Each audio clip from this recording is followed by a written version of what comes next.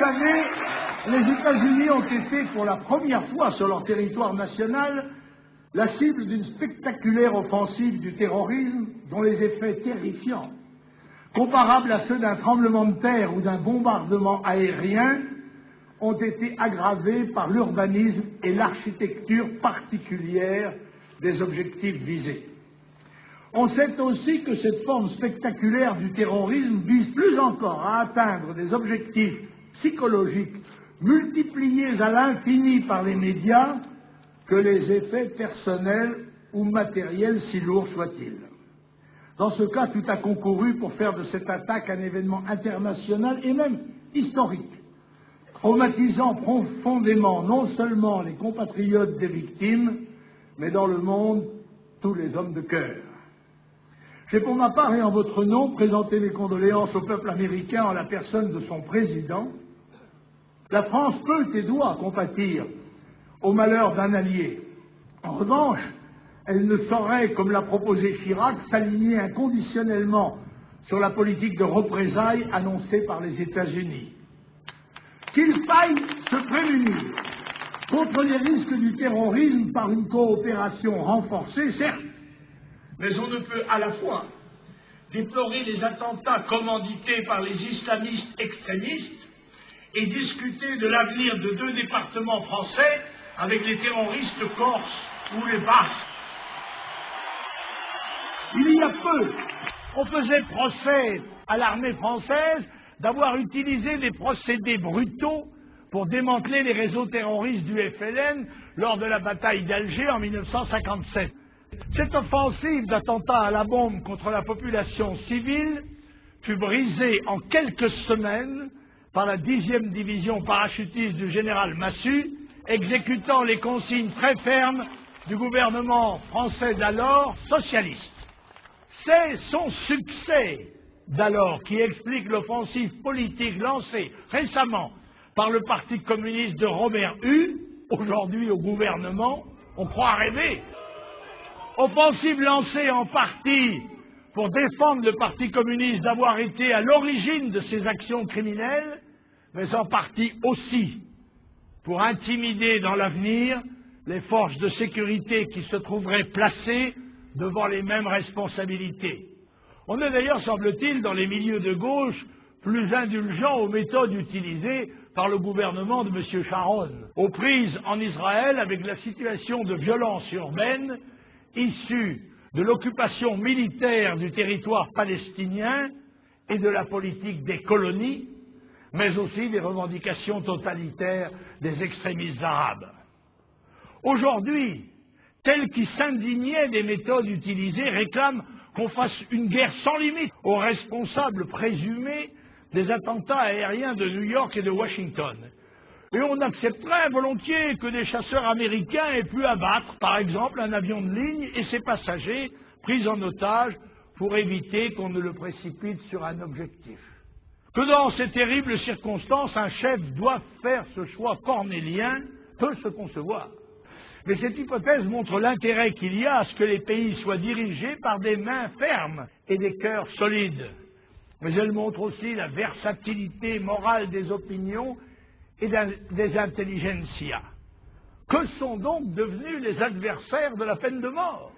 C'est vrai qu'ils réservent plutôt leurs pensées aux assassins qu'aux victimes. Le drame du président des États-Unis, c'est qu'il dirige à la fois une superpuissance aux responsabilités mondiales et une démocratie dont l'opinion peut être influencée par les médias et soumise à des réactions émotionnelles irraisonnées. Il devrait pouvoir dire, comme je le ferai, parce que nous sommes touchés dans notre chair, dans nos cœurs et dans notre fierté, mais parce que nous sommes sûrs de notre force et de notre droit, nous n'engagerons que des actions de justice et non de représailles.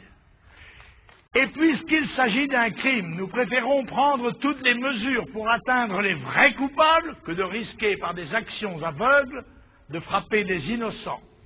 Nous devons réfléchir aussi à n'agir dans un monde dont l'équilibre de paix est fragile que conformément aux principes moraux dont nous nous réclamons, même quand cet objectif essentiel qu'est la sécurité de notre peuple est en jeu.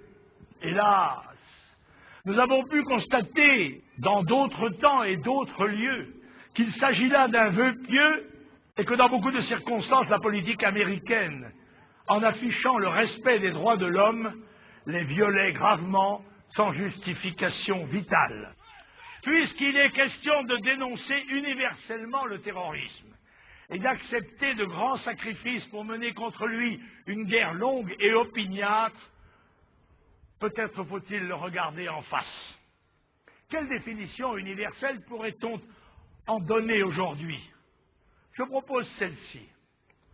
Ensemble des procédés prenant pour cible les populations civiles et leur imposant la mort et d'horribles souffrances pour faire pression sur les gouvernements dont elles dépendent, soit sur le plan interne pour s'emparer ou conserver le pouvoir, soit sur le plan externe pour forcer un gouvernement à céder.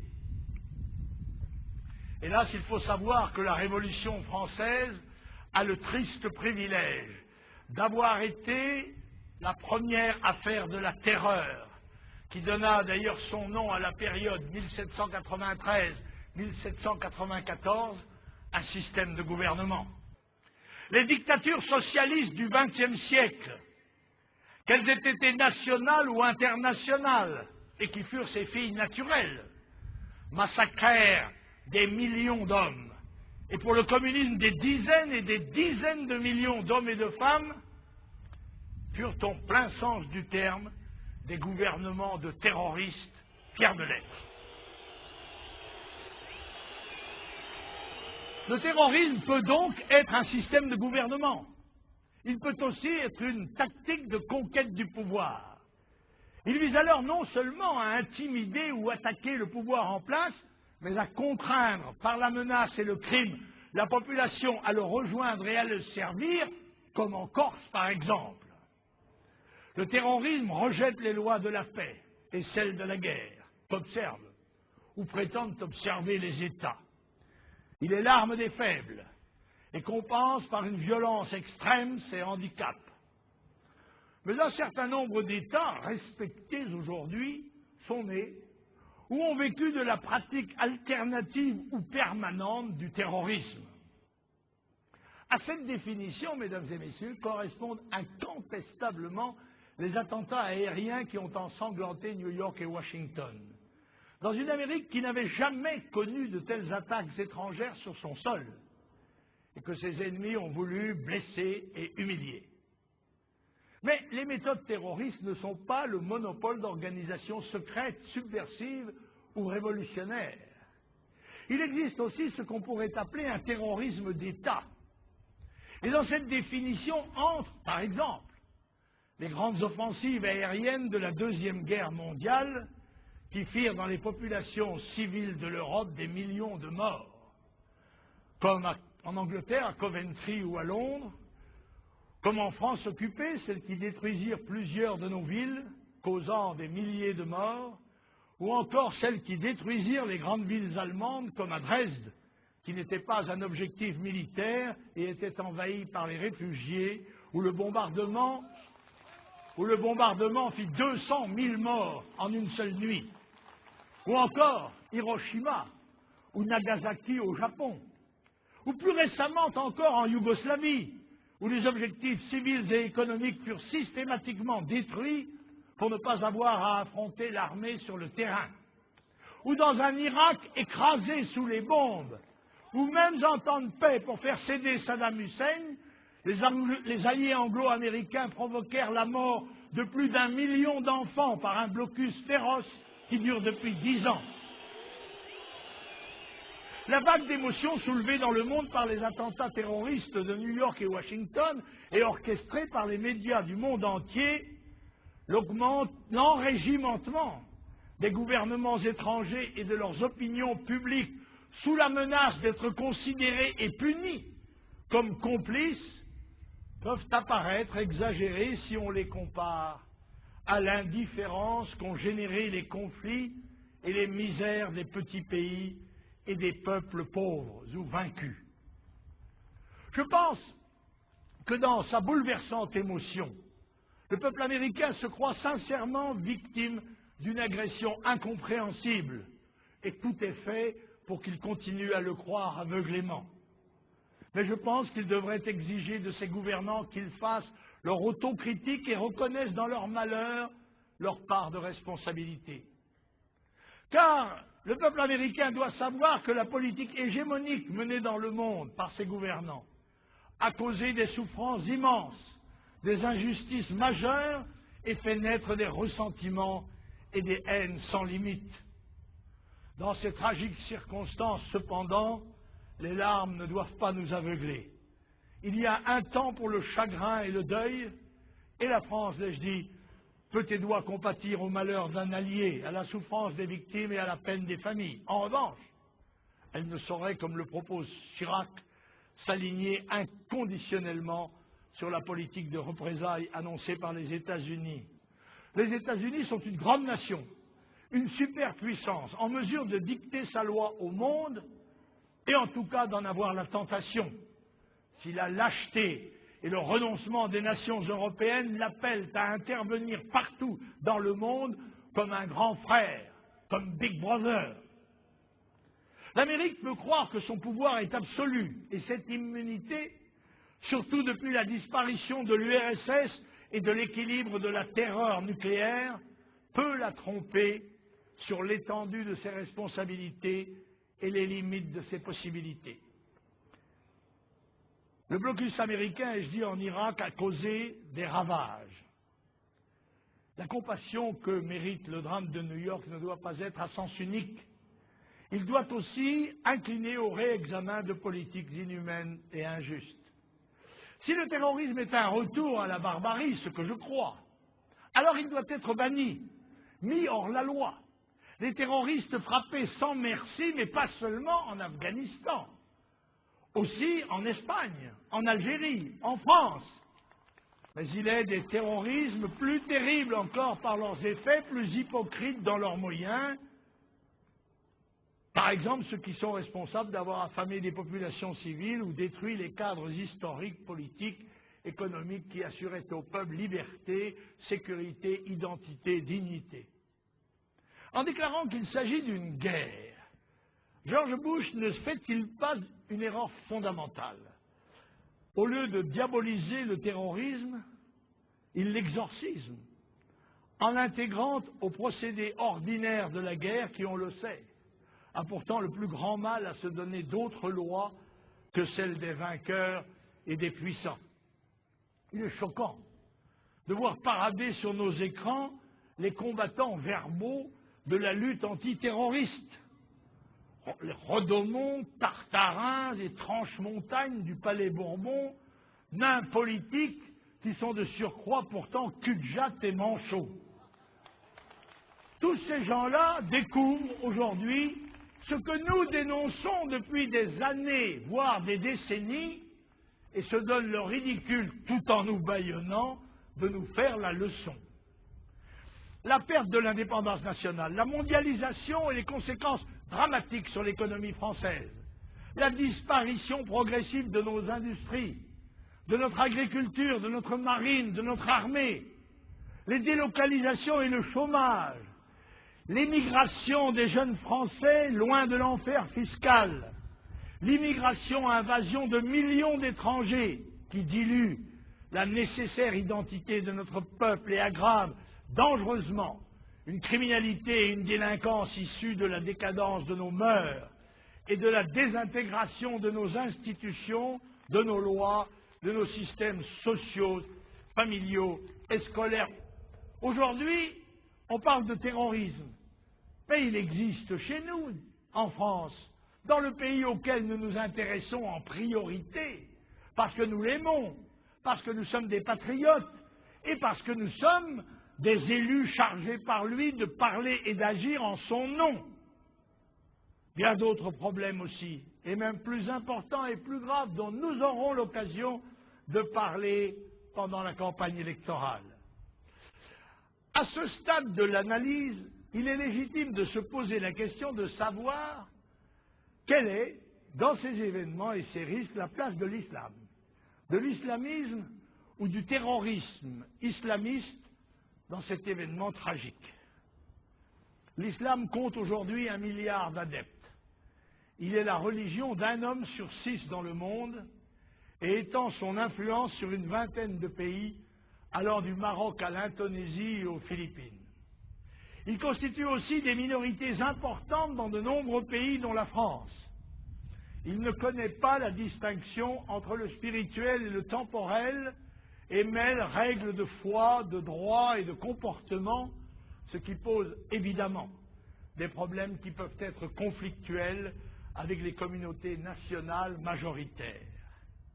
La présence de l'islam en France métropolitaine est relativement récente et liée au mouvement d'immigration des années 70, et depuis, avec le regroupement familial de Chirac, il a donné lieu à une implantation de colonisation, et d'abord maghrébine, puis africaine et turque. Les musulmans constituent au moins la moitié des 12 millions d'immigrés ou descendants d'immigrés résidant en France, ainsi que la population majoritaire des zones de non-droit qui, on le sait, se comptent chez nous par centaines. La construction de mosquées, souvent financées par l'étranger, en particulier l'Arabie saoudite, et le fait que les imams soient principalement des fonctionnaires algériens, mais oui, ne va pas sans susciter des craintes légitimes d'influence étrangère et d'encadrement politique. Bien que l'insécurité, les violences, la criminalité ne soient pas imputables à la religion musulmane, il est certain qu'elle constitue un lien de solidarité ethnique et religieuse qui peut s'exacerber en période de crise et un danger fractionniste, d'autant que les influences étrangères s'y exercent plus ou moins par le biais notamment des radios et des télévisions de pays musulmans très suivis en France.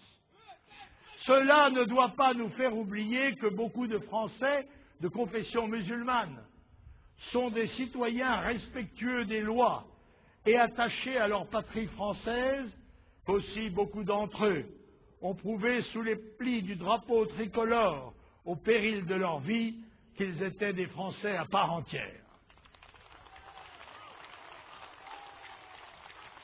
Chacun se rend bien compte que les États-Unis ont essayé de compenser les handicaps que leur soutien à Israël contre les Palestiniens leur valait dans l'islam, en favorisant la réimplantation de celui-ci dans les Balkans, où ils ont soutenu contre les Serbes, les Bosniaques, les Albanais et le mouvement terroriste islamiste Oudcheka, que leur politique au Moyen-Orient, principalement axée sur le contrôle du pétrole, les a amenés à soutenir le wahhabisme, forme extrême de l'islam, et que leur protégé, l'Arabie saoudite, est le vecteur et le soutien financier de l'expansionnisme musulman dans le monde, notamment par la construction de mosquées cathédrales. Rappelons par exemple que pendant la guerre du Golfe, les troupes alliées ont dû effacer les croix rouges de leurs véhicules parce qu'elles étaient incompatibles avec une présence sur une terre musulmane. Qu'en Afghanistan, ils se sont servis contre l'URSS des mouvements fondamentalistes et que Ben Laden, aujourd'hui désigné à la vindicte publique, est un de leurs anciens agents, qu'ils ont soutenu les fondamentalistes en Tchétchénie, qu'ils ont écrasé et affamé l'Irak, seul pays d'islam à la fois laïque et tolérant à l'égard des chrétiens, et les admettant jusqu'aux plus hautes fonctions de l'État. Leurs services, CIA, entre autres, ont soutenu les talibans afghans, le GIA algérien et d'autres mouvements extrémistes dans le monde, et le Pakistan islamiste est un de leurs principaux alliés. Voyez-vous, à mon sens, les gravissimes problèmes français sont liés beaucoup plus à l'immigration massive d'étrangers qu'à leur religion, encore que l'ambiguïté de l'islam constitue un risque réel. et beaucoup plus au recul de l'autorité de l'État et du sentiment national et à la décadence des mœurs qu'à des phénomènes religieux. Mais l'organisation et l'agitation de minorités activistes islamistes, souvent d'ailleurs pénétrées par les trotskistes, aggravent chez nous le danger de subversion. Et là, il faut être clair. S'il s'avérait que des groupements islamistes prétendent professer des principes d'action ou d'organisation incompatibles avec les lois françaises, ils devraient immédiatement être dissous et leurs dirigeants poursuivis, condamnés, déchus de la nationalité française, s'ils l'ont, et renvoyés dans leur pays d'origine. La France est un pays de civilisation chrétienne, et la tolérance, qui est une vertu, doit permettre à tous les citoyens de pratiquer la religion de leur choix, à la condition expresse que cela ne mette pas en péril l'identité et la sécurité nationale. La France n'est pas et ne doit pas être l'ennemi d'aucune religion. Son passé lui donne un pouvoir de rayonnement et d'influence qu'elle ne peut abandonner en s'alignant sur la politique étrangère d'un autre pays. Les Français doivent raisonner par rapport à la France et se poser la question: qu'ont fait les princes qui nous gouvernent depuis 30 ans? Qu'ont fait les petits marquis de la droite saumonée et les petits comtes de la gauche caviar? Rien. Rien. Rien. Le terrorisme est à la mode. C'est le sujet d'actualité. La nouvelle croisade, le combat du bien contre le mal. Satan Ben Laden a remplacé Satan Milosevic et succédé à Satan Saddam et bien d'autres. Sonnez trompette, battez tambour, claquez drapeau. Voici les volontaires de l'an 2, regardez-les. C'est comme dans le rêve passe. La gloire les appelle, les voyez-vous, les hussards, les dragons, la garde, les Chirac, les Jospin, les Pasqua, les Bérou, les Chevènements et les Madelin, et même la petite Boutin en cantinière. Voyez-vous, dans son malheur, j'ai admiré le peuple américain. Face à l'adversité, il a serré les coudes, comme je souhaite que nous puissions le faire dans des circonstances identiques. Il l'a fait tout milieu confondu, dans la prière qui unit les cœurs et sous le drapeau de la patrie. Quelles que soient les fautes commises en son nom, ce peuple est un grand peuple. Mais il faut qu'il soit aussi un peuple juste pour être digne de la place que l'histoire lui offre.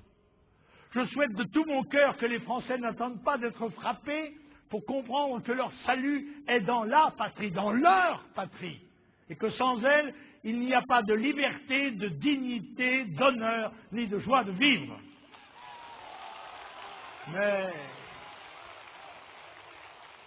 Mais qu'ils sachent que leur destin est entre leurs mains, que personne ne se battra pour eux à leur place, que l'histoire n'est pas un long fleuve tranquille, et que si parfois, quand c'est aussi leur intérêt, on peut compter sur des alliés, il faut d'abord compter sur soi-même.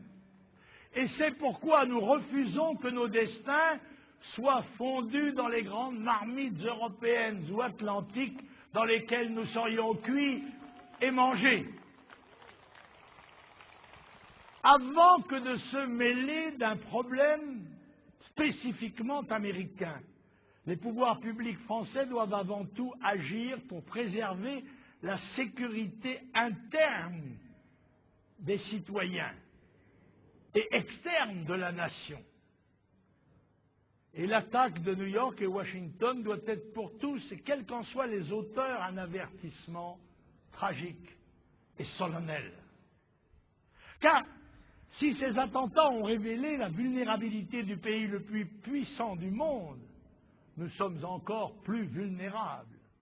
Depuis l'aube des temps, les frontières sont à la fois les limites et les barrières à l'abri desquelles les peuples peuvent vivre librement. C'est bien pour cette raison que, digne successeur du droit des gens, le droit international public reconnaît un droit des peuples à vivre dans des frontières sûres et reconnues. Bien sûr, le véritable danger, c'est l'absence de surveillance de nos frontières et de contrôle des populations étrangères résidant sur notre territoire. Ces frontières, gages éprouvés d'indépendance, de sécurité et de prospérité, ont été supprimées par les traités scélérats de Maastricht, de Schengen et d'Amsterdam. Désormais, le contrôle des flux migratoires ne relève plus seulement de la France, et en 2004, il nous échappera totalement. Il est aussi, il faut bien le dire, effectué aux frontières externes de l'Europe, c'est-à-dire par des pays comme l'Espagne, la Grèce, l'Italie, où les contrôles, on le sait, sont beaucoup plus laxistes.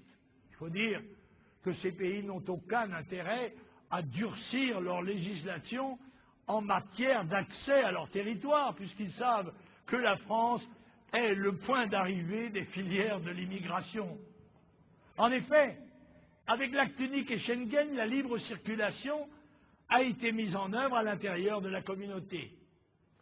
Il est donc évident que la France est la destination finale de nombreux immigrants asiatiques ou africains en raison des avantages sociaux et familiaux qui sont consentis aux étrangers dans notre pays. Notre sécurité interne est donc menacée par le déferlement continu d'une immigration désormais planétaire, c'est-à-dire multiculturelle. Personne, il faut le dire, dans les milieux du pouvoir, n'a pris la mesure du péril qui nous guette. Pas même Édouard Balladur, d'ordinaire mieux inspiré, qui, à l'occasion des attentats aux États-Unis, a affirmé que le souverainisme était totalement démodé, alors que les dangers du terrorisme international commandent au contraire de préserver jalousement notre souveraineté nationale. L'augmentation spectaculaire de la population du globe a d'ores et déjà de graves conséquences sur l'équilibre du monde. Celle-ci, aujourd'hui de 6 milliards, a quadruplé en un siècle et doublé depuis 1960. Elle sera de 8 milliards en 2025. Les rapports de force sont donc en train de changer à une vitesse vertigineuse. L'Europe représentait 25% de la population mondiale au début du siècle dernier. Désormais, elle ne pèse que 12%. Le poids de l'Amérique du Nord et du Sud est passé de 9 à 13, celui de l'Asie de 58 à 61. Et bientôt, il faudra compter avec l'Inde et la Chine, qui comptent déjà plus d'1 milliard d'habitants chacune. Depuis 1974, et grâce surtout au regroupement familial de Chirac, plus de 10 millions d'immigrés, et même 14, si l'on en croit M. Chevènement, sont venus du tiers-monde et ont fait souche chez nous, sans généralement s'intégrer. Et cette population augmente vite en raison de l'immigration légale et clandestine qui continue et même s'amplifie. L'immigration zéro n'ayant jamais existé que dans les programmes politiciens et pendant la période électorale, mais aussi en raison de la fécondité dynamique de ces populations dont le taux de natalité, qui dépasse 30%, est le double de celui de la population française. Or, la politique est avant tout un rapport de force entre les masses et les systèmes de valeurs. L'existence de fortes communautés étrangères en France est désormais le principal problème national, parce que ces communautés n'ont pas les mêmes références que nous, parce qu'elles n'ont pas souvent le même mode de vie, ni même des valeurs identiques aux nôtres. De plus, les allogènes se regroupent dans des ghettos où la langue, la religion, la culture des pays d'origine tissent des liens de solidarité dangereux pour la cohésion nationale, pour la sécurité intérieure, pour notre souveraineté territoriale, puisque ces ensembles urbains se transforment peu à peu en zones de non-droit où la loi républicaine n'est plus assurée. En 1999, la police, les fonctionnaires, les pompiers n'osaient plus entrer dans 172 quartiers. mais 1100 quartiers à forte population immigrée étaient classés comme dangereux déjà en 1998. Je vous cite des chiffres un peu anciens, car les pouvoirs publics ont interdit aux fonctionnaires compétents d'effectuer ce décompte les années suivantes. Et les chercheurs se heurtent aux consignes de silence des administrations. Le peuple ne doit pas savoir, ni dans ce domaine, ni d'ailleurs dans d'autres, et on comprend trop bien pourquoi. En effet, en la matière, les querelles de chiffres ne sont pas des querelles byzantines. Prenons un exemple. Entre le ministère de l'Intérieur qui annonce 3,5 millions de crimes et délits et l'Institut national de la statistique, organe officiel, qui établit le chiffre à 16 700 000, entre ces deux chiffres, disais-je, il y a toute la différence qu'il y a entre la vérité et le mensonge. J'ajoute que le chiffre de 16 millions de crimes et délits de l'INSEE est confirmé par une grande enquête de victimisation, c'est-à-dire qui a été effectuée auprès des populations et non auprès des services du ministère de l'Intérieur. Il corrobore exactement ce chiffre de 16 700 000.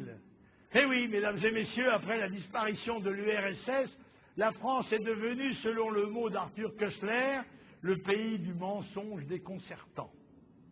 On dirait un titre japonais, ça.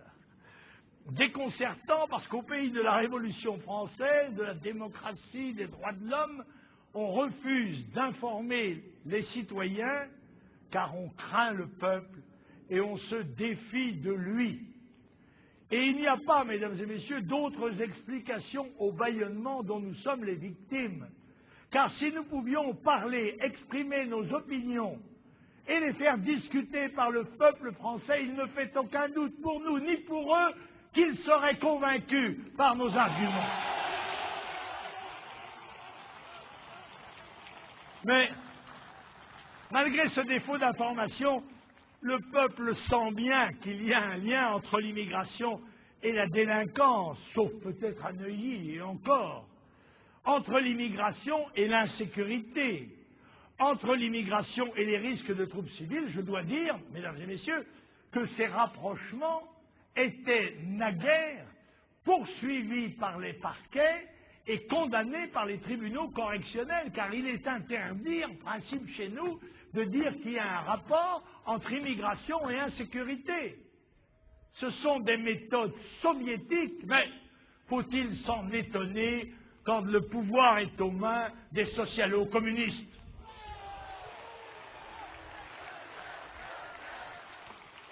Les forces de l'ordre, souvent désavouées, désormais découragées, se replient sur ordre devant des provocations de plus en plus nombreuses, de plus en plus osées, de plus en plus violentes, ou alors se consacrent à la répression rigoureuse des contraventions au code de la route.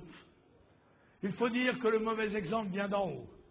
M. Richard, ministre de la Défense, n'a-t-il pas déclaré que la sécurité absolue étant impossible dans les sociétés de liberté et de libre circulation, il ne serait pas en tout cas l'homme de la sécurisation à tout prix. Mais Richard Cœur de Lièvre oublie l'essentiel, que la sécurité est la première des libertés, la première des égalités, le premier devoir souverain de l'État. Nos malheureux concitoyens qui habitent dans les quartiers sont menacés, rackettés, agressés, et souvent vivent dans la peur et l'angoisse, privés, en fait, de leurs libertés essentielles, pourtant garanties en principe par les lois fondamentales de la République. L'État, par la politique de la ville, s'associe à cette dégradation progressive de la sécurité et de la moralité en refusant de sanctionner les délits ou de diligenter les poursuites, en confiant des missions de responsabilité aux petits chefs de bande, en offrant des cadeaux et des vacances aux éléments les plus asociaux ou les plus agressifs. Nous payons lâchement pour être tranquilles, mais la peur n'empêche pas le danger. Nous préférons le déshonneur au risque de conflit. Nous aurons bien sûr, comme toujours, l'un et l'autre. Car ils savent que nous avons peur. Et montrer sa peur, c'est renforcer l'adversaire.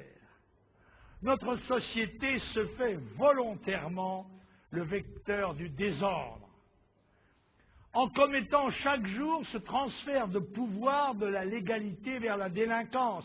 C'est aussi le cas en Corse, avec les terroristes indépendantistes. En Corse comme ailleurs, aux yeux du peuple et d'abord de la jeunesse, les règles se dissolvent, les frontières du bien et du mal s'estompent. Sur les ruines de la démocratie s'installe tranquillement la voyoucratie. Pour le moment, rien encore d'irrémédiable ne s'est produit, mais nous sommes déjà entrés, ne nous le cachons pas, dans une zone de grand péril. Je sais que le pire n'est pas toujours certain, Dieu merci, mais c'est le rôle des dirigeants politiques que de le prévoir pour en protéger les citoyens. Des minorités de plus en plus agressives de jeunes ou baptisées telles disposent d'un armement dont la dramatique affaire de Béziers a montré la qualité et l'efficacité. J'avais personnellement, il y a 10 ans, fait une enquête dans les boutiques de vente d'armes, chez les armuriers parisiens. Et j'avais acquis, auprès de 10 d'entre eux au moins, l'affirmation que 90% des fusils à pompe, arme plus redoutable qu'un pistolet mitrailleur dans une guerre de rue, étaient achetés par des Maghrébins.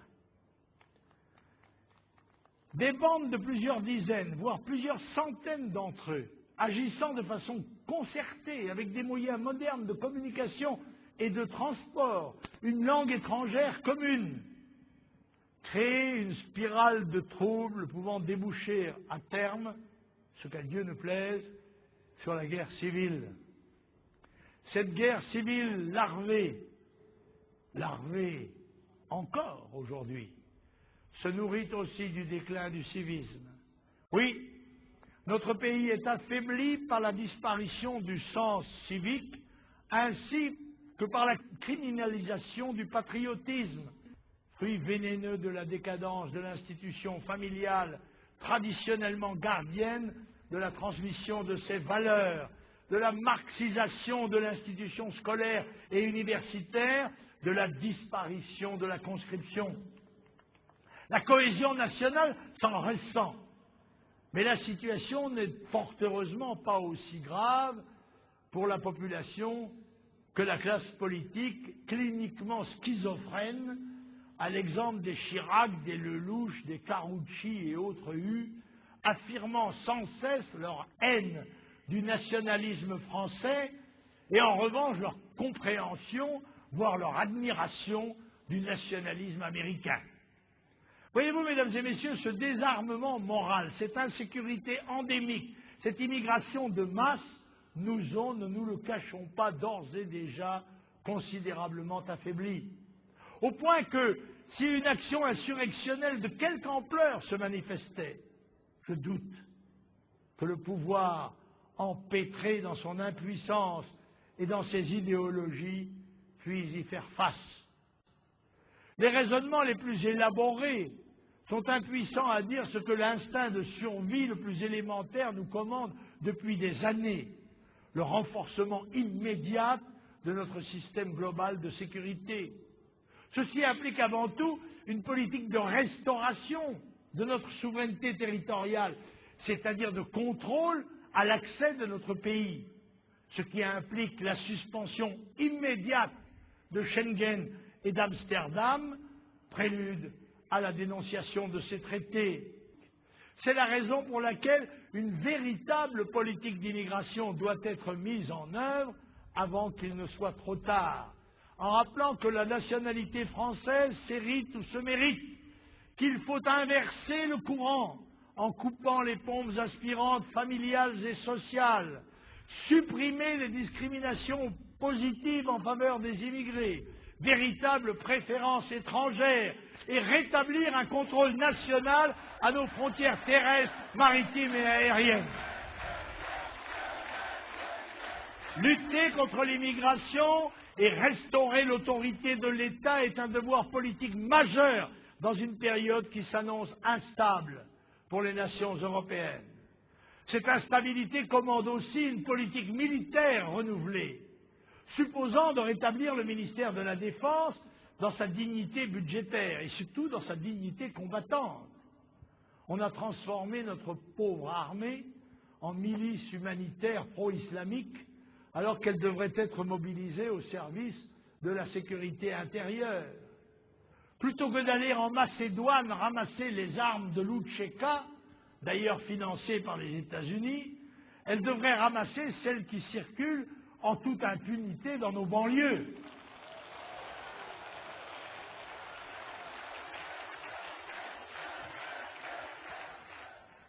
Pour renforcer la surveillance et la défense opérationnelle du territoire, il faut également, à l'image des États-Unis, c'est une proposition ancienne du Front National, créer une garde nationale supplétive composée de réservistes et alimentée dans l'avenir par un service militaire volontaire de 6 mois, assorti de primes et d'emplois réservés dans la fonction publique. Voilà, mesdames et messieurs, un plan d'ensemble qui ne dispense pas, évidemment, d'une refondation d'ensemble de la nation et de l'État.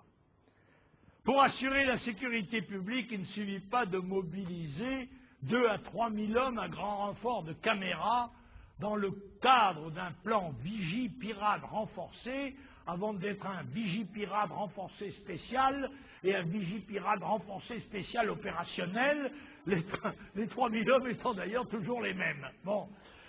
La force réelle des Américains est plus dans le patriotisme de son peuple que dans ses moyens de destruction et de défense qui ont été pris en défaut.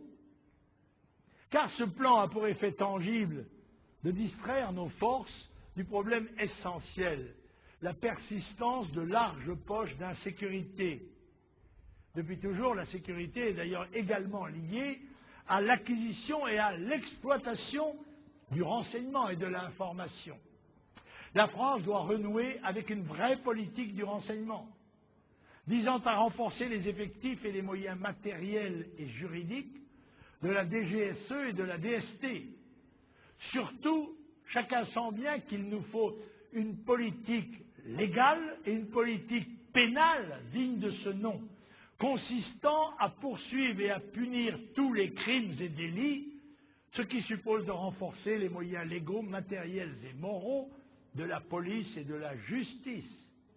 Corollaire du renforcement des effectifs, il faut une politique carcérale de construction urgente de prisons pour accroître la capacité d'accueil des établissements pénitentiaires et donc se donner les moyens de la tolérance zéro. Savez-vous pratiquement qu'au-dessous de 3 ans de prison ferme, on n'entre pas en prison. C'est dire l'exemple que cela constitue quand le grand frère rentre dans la banlieue devant ses petits frères et leur apprend que bien qu'il soit condamné à 3 ans de prison, eh bien il est de retour parmi eux. Ce n'était d'ailleurs, il avait déjà d'ailleurs bénéficié 37 fois du sursis dans des condamnations précédentes. Je suis au-dessous du chiffre qui a récemment été cité pour l'un des plus dangereux criminels arrêtés. La France doit sortir de la criminelle idéologie du criminel victime de la société, dont Badinter fut l'initiateur et le propagandiste zélé. Badinter, qui ne semble d'ailleurs pas se contenter d'avoir été le principal artisan de l'abolition de la peine de mort, puisqu'il a l'intention au mois d'octobre de réunir un colloque pour mettre en cause les longues peines de détention. On pourrait le nommer directeur d'une prison pour qu'il se fasse la main en quelque sorte. C'est cette idéologie pro-délinquant, forme judiciaire du politiquement correct, lequel étouffe chaque domaine de l'action publique et chaque moment de notre vie. C'est cette idéologie judiciaire qui anime la désastreuse loi Guigou sur la garde à vue, avec les résultats que l'on voit et que l'on connaîtra bientôt. Je vous prie de noter, mes chers amis, la constante qu'affichent les gouvernements qui sont à la tête de la France, de faire exactement l'inverse de ce qui devrait être fait. Ils ne se contentent pas de ne rien faire, au moment où, bien évidemment, l'aggravation de l'insécurité justifierait de durcir les lois pénales. Et les lois de procédure pénale ont choisi de faire exactement l'inverse et de rendre pratiquement impossible à la police de faire son métier. Il en est de même à l'égard de la population française, puisque on a pu voir que, à la diminution des aides familiales, à la mise en quelque sorte hors la loi de la famille française, correspondaient des politiques d'accueil de plus en plus larges des populations étrangères, comme si, chez un certain nombre de dirigeants, il y avait réellement l'intention de substituer une population à une autre, comme je pense qu'on a l'intention de remplacer les honnêtes gens par des brigands qui vous aideraient à arriver mieux encore au pouvoir. Mais le temps va venir, douloureux, où les réalités s'imposeront au peuple français menacé dans son existence et sa liberté. Les mensonges et la désinformation médiatique ne pourront plus masquer dès lors le danger. Par-delà le rôle du Front National, celui du candidat national à la présidence de la République est simple: se battre pour la vérité, pour annoncer et dénoncer les dangers qui pèsent sur notre peuple, pour préserver les principes fondateurs de notre nation et de notre culture. Depuis des années que nous menons ce combat politique, vous le savez bien, mes chers amis, nous ne recherchons pas le pouvoir pour le pouvoir, mais pour appliquer les idées que nous croyons justes au moment où la France, qui souffre et dont nous sommes la voix, nous appellera à son aide. Nous sommes, je dis souvent, les guetteurs au créneau, les éveilleurs de notre peuple, les voix dans la nuit. Et c'est vrai que nous luttons de vitesse contre la décadence. Mais tant qu'il y aura des hommes pour aimer la France et se dévouer pour elle, tant qu'il y aura un peuple français encore conscient de l'être, il y aura un espoir sérieux de victoire. Au reste, par-delà les événements quotidiens, nous ne devons pas nous laisser détourner de l'essentiel par l'accidentel. L'essentiel, et c'était l'objectif de la Convention, c'est la bataille de France, l'élection présidentielle et les élections législatives de l'an prochain. Vous savez qu'elles seront capitales et sans doute décisives. J'ai développé trop brièvement, hélas, 3 des 9 axes de mon programme. Mais je ne crois pas inutile de vous énoncer les titres de l'ensemble du projet dont je soumettrai les dispositions les plus essentielles par référendum au peuple français qui est, on l'oublie trop souvent, le seul souverain en France. Réduire les impôts, je m'y engage. Le poids insupportable des impôts et des charges qui pèsent sur nos compatriotes et nos entreprises les spolie des fruits de leur travail. C'est la preuve même que nous vivons depuis longtemps, et quelle que soit la majorité au pouvoir, dans un système socialiste, irresponsable et bureaucratique. Je m'engage à tout mettre en œuvre pour que soit opérée une baisse significative des prélèvements obligatoires, parallèlement à celle des dépenses publiques, et je proposerai aux Français que le niveau maximum de ces prélèvements soit inscrit dans notre Constitution au taux de 35%. Donner un emploi à chaque Français, je m'y engage. La bureaucratie écrasante, le ralentissement de l'économie américaine, la dégradation de la conjoncture internationale, le déficit de croissance de l'Allemagne, la faiblesse des investissements, les restructurations et les délocalisations induites par la mondialisation, le poids de l'immigration, tout concourt à fragiliser nos entreprises et à amener une nouvelle hausse du chômage. Je m'engage à tout mettre en œuvre pour assurer le développement dans le cadre national des petites et moyennes entreprises pour leur permettre de faire face, de tenir leur place dans la compétition mondiale et de redevenir source de création d'emplois. Par ailleurs, je ferai en sorte que la loi permette d'appliquer le principe de priorité nationale à l'embauche.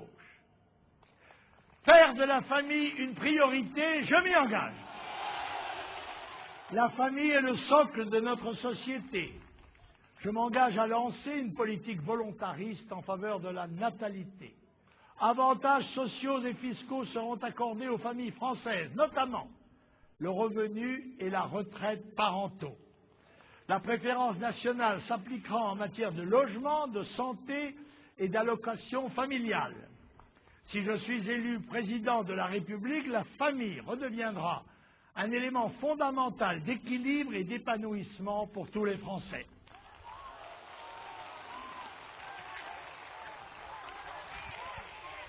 Sauver les retraites, je m'y engage. Avec l'allongement de la vie, l'entrée de plus en plus tardive dans le monde du travail, la cessation d'activités de plus en plus jeunes et la réduction arbitraire du temps de travail, le système actuel n'est plus viable et le paiement des retraites risque bientôt de n'être plus assuré. Je m'engage à favoriser le développement de l'activité économique et la relance de la natalité pour donner aux salariés le libre choix de l'âge de la retraite par répartition et celui d'un régime optionnel de capitalisation. La retraite est pour les Français un droit essentiel. Avec moi, il sera garanti. Enfin, défendre la vie et la nature. Je m'y engage. Les atteintes à la vie se sont multipliées. Mépris de la vie humaine, de sa conception à son terme naturel. Expériences génétiques hasardeuses, risques alimentaires inconsidérés, vaches folles, etc. Pollution et dégradation de l'environnement. Traitements barbares infligés aux animaux. Tout concourt à la destruction de la vie, des milieux naturels et de leurs équilibres. Je m'engage à faire de nouveau triompher la culture de vie sur la culture de mort, à défendre la véritable écologie, protection raisonnée du monde vivant et à donner à chaque Français un cadre de vie digne de l'exceptionnel capital de civilisation dont nous avons hérité. Il en va dans la vie des sociétés et des nations comme dans la vie de chacun d'entre nous. La maladie, le malheur, l'épreuve nous donnent la vraie hiérarchie des choses. Les larmes n'embrument pas les yeux, mais permettent au contraire d'y voir plus clair et de distinguer l'essentiel du dérisoire. Il en est allé ainsi du 11 septembre 2001. En une heure seulement, le fracas, les flammes et les nuages de poussière des Twin Towers s'écroulant ont réduit les grandes questions que traitait le gouvernement français à ce qu'elles étaient en vérité, c'est-à-dire des préoccupations de nains, d'infantiles, pour ne pas dire de débiles. Les races parties, fallait-il les encadrer?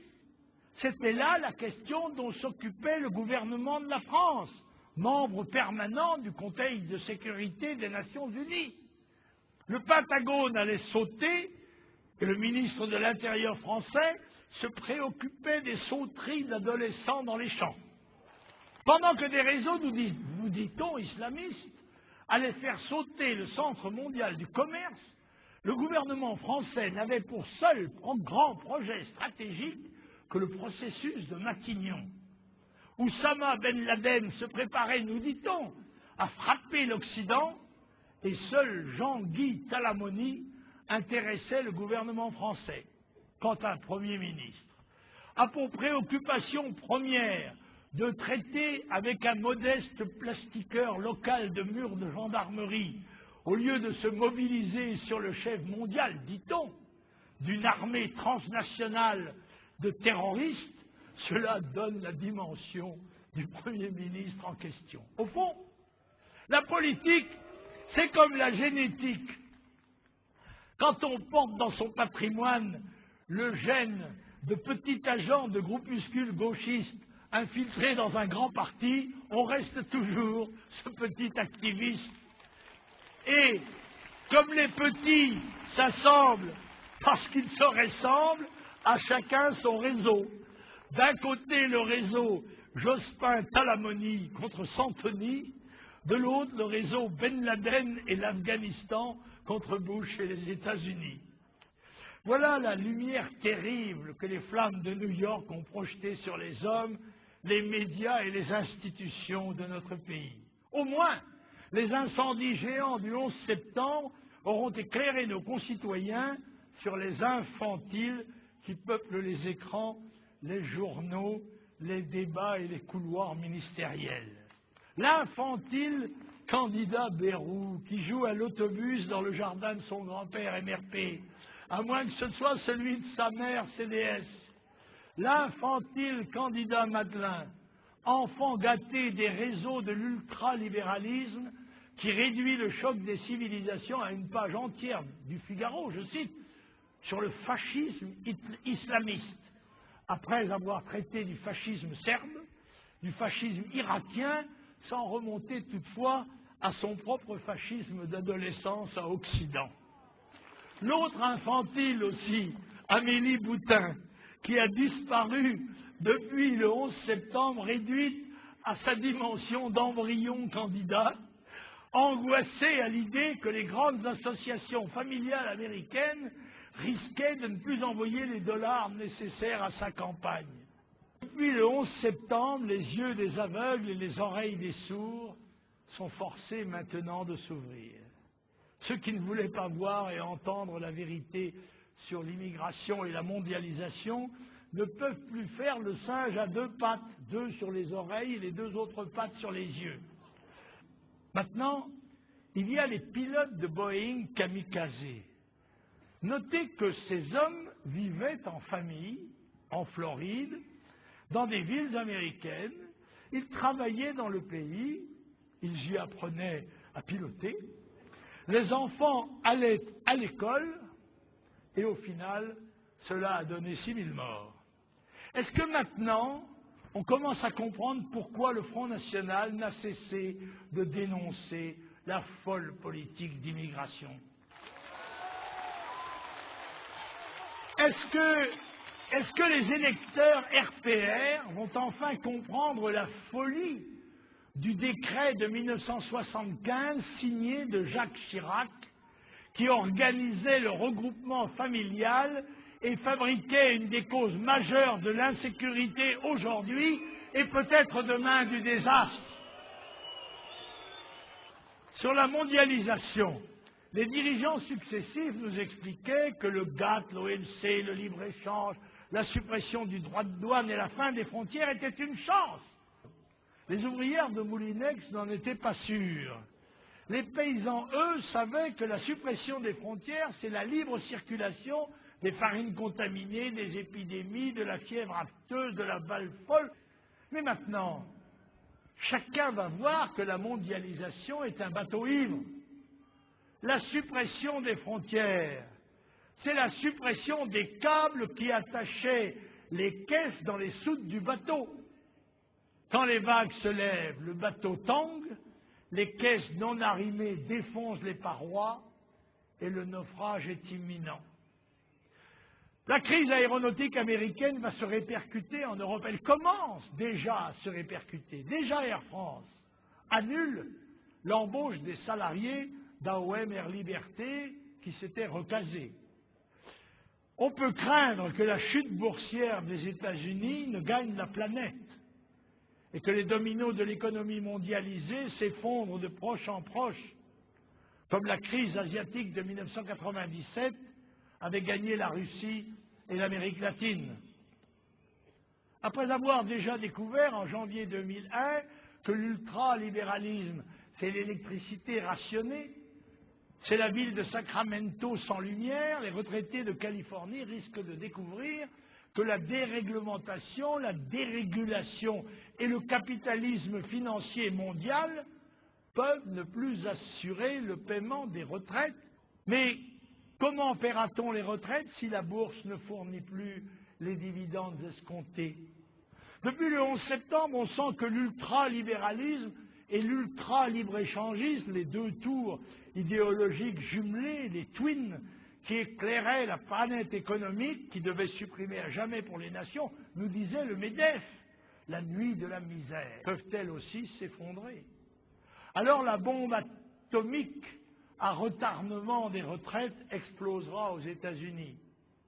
Et Internet oubliera des sites sur les soupes populaires, en espérant qu'elles ne soient pas virtuelles.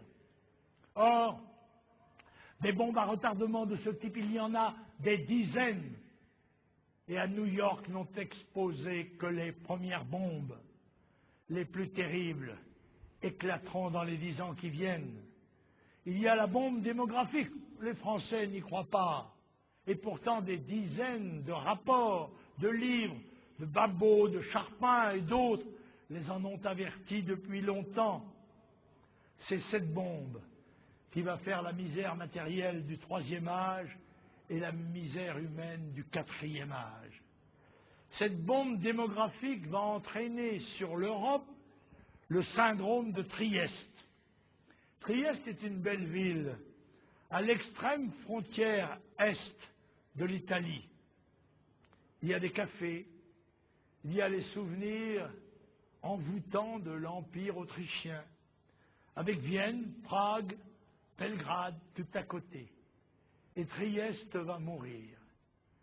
En 1999, il y a eu 1420 naissances et 4468 décès.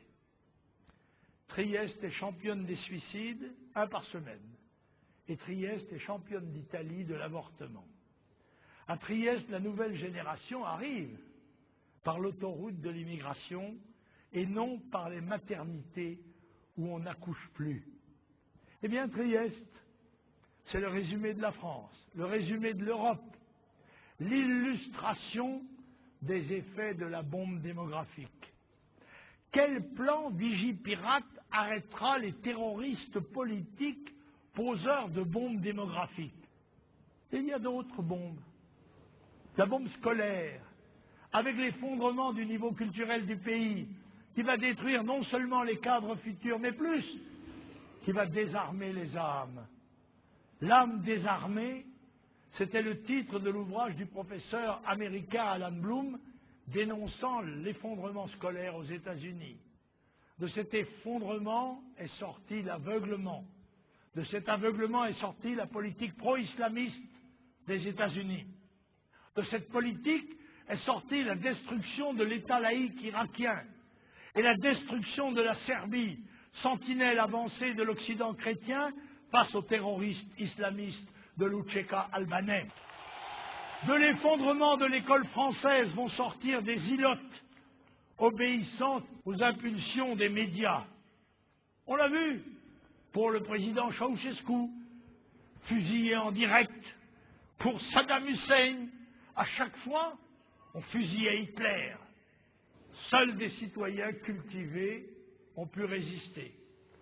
Si les événements tragiques du 11 septembre ont suffisamment secoué les têtes des ilotes, alors il y aura peut-être un avant et un après 11 septembre. Mais je suis sceptique, car on nous a déjà parlé d'un avant et un après 9 novembre 89 à la chute du mur, un avant et un après 17 janvier 91 et la tempête du désert. Il y avait eu aussi un avant et un après Hiroshima, un avant et un après Auschwitz, un avant et un après, souvenez-vous, Carpentras et sa manifestation géante. Toute l'histoire est faite d'avant et d'après. Et depuis 2000 ans, nous comptons les années avant et après Jésus-Christ. Mais l'honneur de la politique, c'est de ne pas fonctionner après. C'est d'être capable d'agir avant. le traitement des causes. Voilà l'originalité de la thérapeutique du Front National. Les diafoirus de la politique française, le docteur Chirac, le docteur Jospin, traitent des symptômes avec des mots, des tisanes, des sédatifs. Le docteur Le Pen propose de traiter la cause du mal. Montesquieu, vous vous en souvenez, a écrit sur les causes de la chute de l'Empire romain. Le président Bush devrait réfléchir sur les causes de l'ébranlement de l'Empire américain. Nous, au Front National, nous nous contentons de réfléchir sur les causes des problèmes de la France. Et nous savons bien que l'immigration n'est qu'un symptôme de cause beaucoup plus grave, beaucoup plus profonde du mal français. Nous savons bien que ce n'est pas l'islam qui a fait chez nous une hémorragie annuelle de 125 000 interruptions de grossesse, 22 fois le bilan tragique des Twin Towers. L'ennemi est en nous. Et non, cela ne veut pas dire seulement une sorte de cinquième colonne avec dans les banlieues des tireurs du style de Béziers ou des pilotes kamikazés. Non, cela veut dire en nous, en nous-mêmes. C'est sur l'âme des Français que la déformation s'est faite.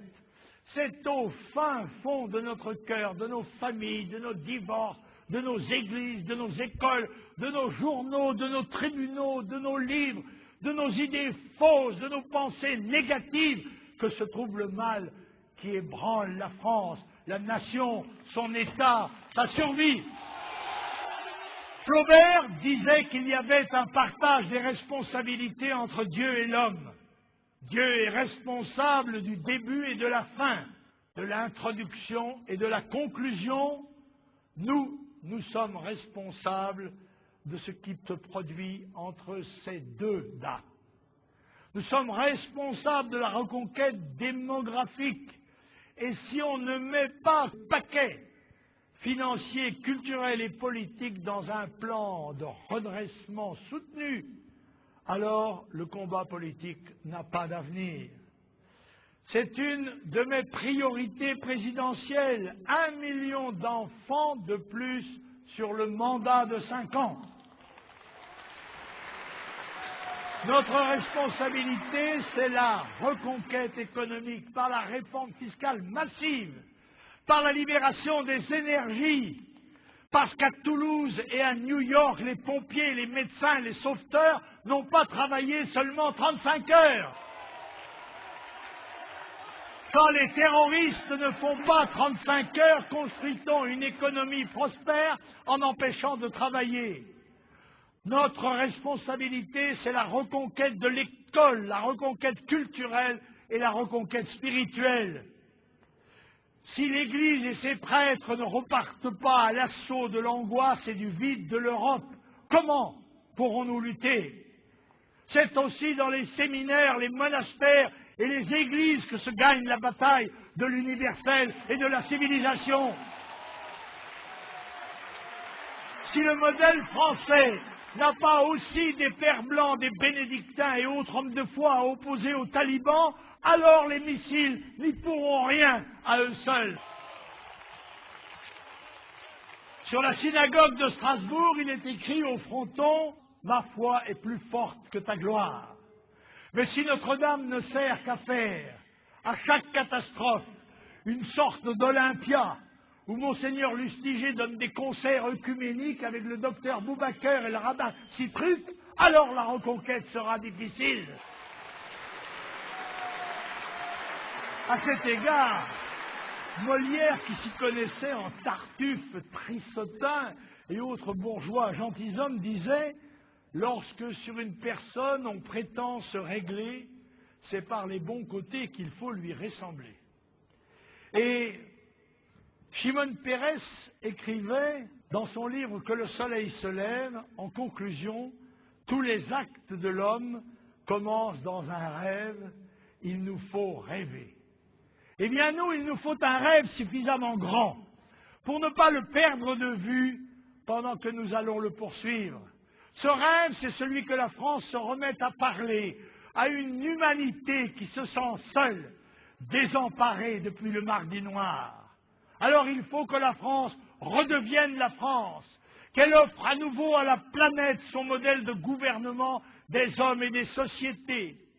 Si la France se tait, deux modèles à prétention universelle vont s'affronter, l'universalisme américain et l'universalisme islamique, l'intégrisme du marché contre l'intégrisme du prêché. Le monde a besoin d'une troisième voie, la voie de l'universalisme français avec son modèle d'équilibre, de juste raison qui fuit toutes les extrémités. Une des plus vieilles nations du monde peut et doit montrer la route aux autres nations quand l'obscurité menace à nouveau. La France a les cartes qu'il faut pour remplir cette mission. C'est un grand pays, appuyé sur l'ensemble de la francophonie, qui n'a pas à se dissoudre dans un magma mondial ou européen. Nous ne devons pas nous aligner comme le premier des serfs ou des vassaux des États-Unis, nous devons parler de notre voie universelle. Et l'élection présidentielle va en être l'occasion. À côté de la masse des candidats alignés, étriqués, foutriquets et paltoquets, les candidats de la frilosité enrôlés sous la bannière de l'étranger, il faut le candidat de la France française, redevenu berger et étoile pour un troupeau de nations que la peur envahit. Vous savez, l'étoile du berger, la première qui s'allume dans le ciel quand la nuit va venir. Alors, faisons lever l'étoile du génie français. Le monde a besoin de lumière. Le monde a besoin de la France. Et la France a besoin de tous les Français, de ceux qui viennent de Normandie, des harkis, de ceux venus de très loin dans le temps ou plus récemment entrés dans la nation et sont creusés, quant à moi, plus modestement, pour offrir à chacun de vous un morceau du grand rêve national recommencé. Je vous le dis, en vérité, j'ai besoin de vous, de vos forces, de vos esprits, de vos volontés, de vos cœurs, de vos âmes, au service d'une seule cause, la cause sacrée de la France. Le pire n'est pas toujours certain. Les hommes et la Providence peuvent, par leur volonté et leurs efforts, changer le sens du destin. Jamais comme aujourd'hui, je n'ai été certain du succès de nos idées. La campagne doit être le moyen d'avertir les Français, dont déjà beaucoup ont commencé de comprendre, et d'autres vont le faire, que la vérité, l'honnêteté, le courage, le patriotisme sont nécessaires.